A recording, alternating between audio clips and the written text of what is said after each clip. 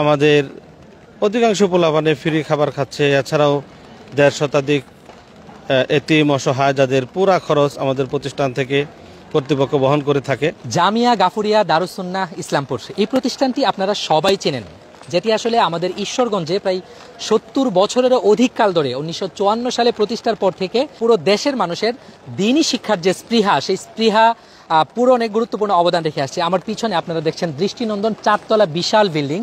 এখানেই কিন্তু এই প্রতিষ্ঠানটি তাদের কার্যক্রম পরিচালনা করছে। এর বাহিরে আমি যদি এই পাশটাই দেখাই, এখানে প্রায় ১০,০০০ স্কয়ার ফিটের ৪ তলা বিশিষ্ট বিশাল একটি মসজিদ হচ্ছে। এই পাশে রয়েছে ডেডিকেটেড এতিমখানা, যেখানে প্রায় ১৫০ শিক্ষার্থী যারা একেবারে সম্পূর্ণ ফ্রি, তাদের থাকা, খাওয়া, পোশাক এবং তাদের আনুষঙ্গিক খরচাদি, বিশেষ করে অসুস্থ হলে চিকিৎসা বাবদ যে খরচ সেটাও একদম ফ্রি।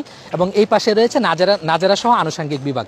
সব মিলিয়ে প্রায় ১২০০ শিক্ষার্থী প্রতিদিন এই প্রতিষ্ঠান থেকে আসলে শিক্ষা অর্জন করছে, যার মধ্যে ৫০০-র অধিক শিক্ষার্থী যারা এখানে খাবার ফ্রি পাচ্ছে এবং আনুষঙ্গিক অন্যান্য খরচও ফ্রি পাচ্ছে।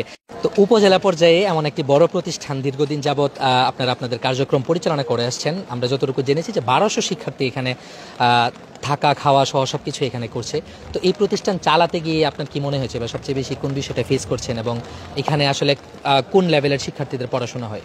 আলহামদুলিল্লাহ, সে ১৯৫৪ সাল থেকে এ পর্যন্ত হাজার হাজার আলেম হাফেজ তৈরি করে সারা বিশ্বে যারা আজকে দিনের খেদমত করতেছে এবং মুফতিরা বের হয়েছে। আলহামদুলিল্লাহ, ভালো ভালো ছেলেরাই ভালো এখানে লেখাপড়া করতেছে, রেজাল্ট ভালো করতেছে।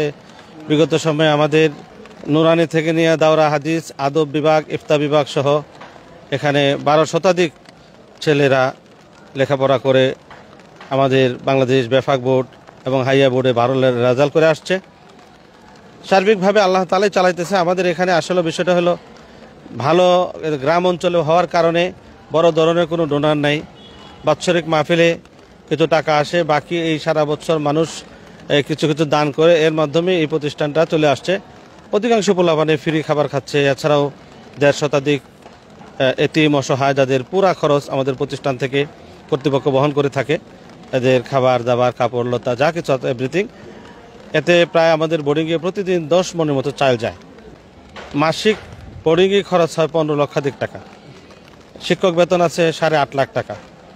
এসব নিয়ে অন্যান্য এভরিথিং খরচে ২৫-৩০ লক্ষ টাকা প্রতি মাসে খরচ হয়। অথচ ছাত্র থেকে ৫ লাখ টাকা আমাদের আসে না। বাকি টাকা কেমনে হয় আল্লাহ পাকই জানে।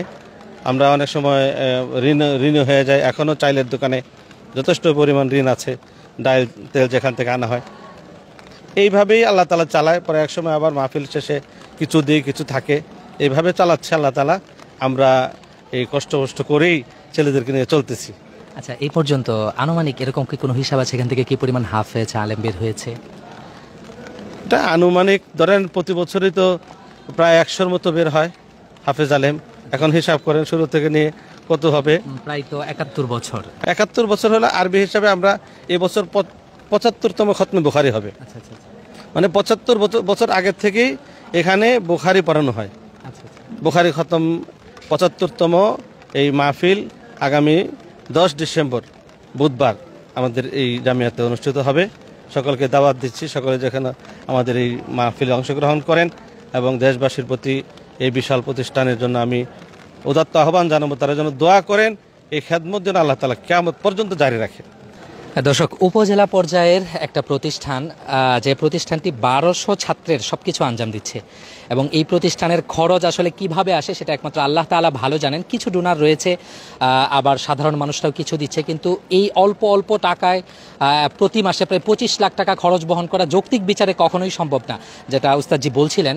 এবং সবশেষে শুধু এই অঞ্চল না, পুরো দেশব্যাপী বা এমনকি আন্তর্জাতিক ক্ষেত্রেও এই প্রতিষ্ঠান থেকে বের হয়ে যাওয়া অনেক আলেম রয়েছে, যাদের অবদান আসলে আমাদের এই জাতি কখনোই অস্বীকার করতে পারবে না।